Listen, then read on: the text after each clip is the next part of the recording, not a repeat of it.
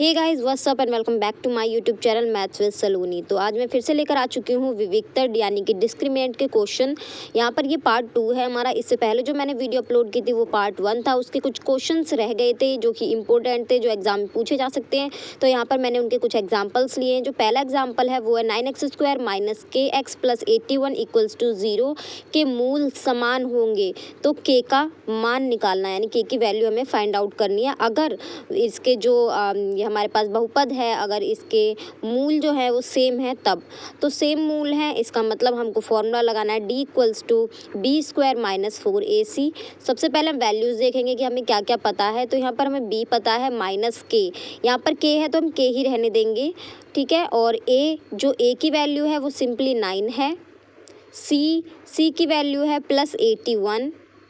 और यहाँ पर जब भी हम देखेंगे कि मूल समान होंगे तो हम हमेशा d को इक्वल रखेंगे 0 के। तो यहाँ पर मैं एक लिख भी देती हूँ पॉइंट जो आप याद रखेंगे। अगर मूल समान है तो हम जो है d लेंगे हमेशा 0। तो यहाँ पर मैं मान लेती हूँ d इक्वल्स टू 0।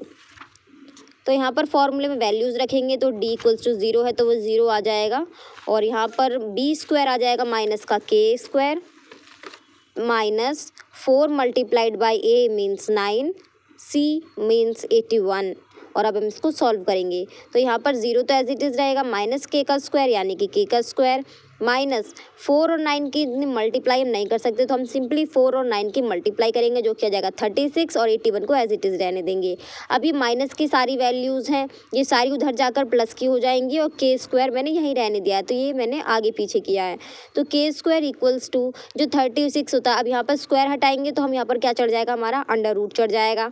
और k की वैल्यू यहाँ पर 36 जो होता है वो होता है हमारा 6 का स्क्वायर और 81 होता है 9 का स्क्वायर। तो इस तरीके से हमारा जो आंसर आएगा 6 9 जो 54 यानी कि प्लस माइनस का 54 हमारी k की वैल्यू होगी। तो ये हमारा आंसर है। चलो नेक्स्ट क्वेश्चन देखते हैं और वो भी डिफरेंट क्वेश्चन है तो उसको भी समझने की कोशिश करते हैं। यहाँ पर नेक्स्ट क्वेश्चन है हमारा 3x² minus 4x plus a equals to 0 और इसके भी मूल कैसे हैं, सेम है। तो हमें a की वैल्यू फाइंड आउट करनी है।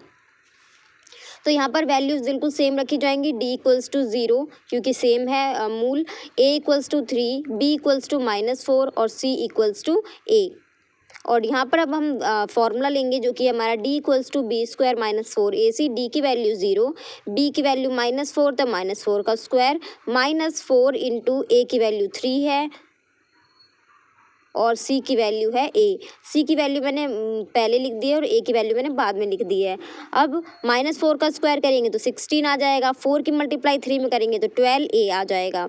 अब माइनस का 12a है तो उधर जाएगा प्लस का 12a हो जाएगा और 16 एज इट इज़ रहेगा। अब 12 जो है मल्टीपल में तो वो डिवाइड में चला जाएगा 16 के। अब इसे सॉल्व करेंगे तो ये 4 की टेबल से 4 4 जो 16 और 4 3 जा 12 कटेगा और यहाँ पर हमारी जो वैल्यू आ जाएगी a की वो आ जाएगी 4/3।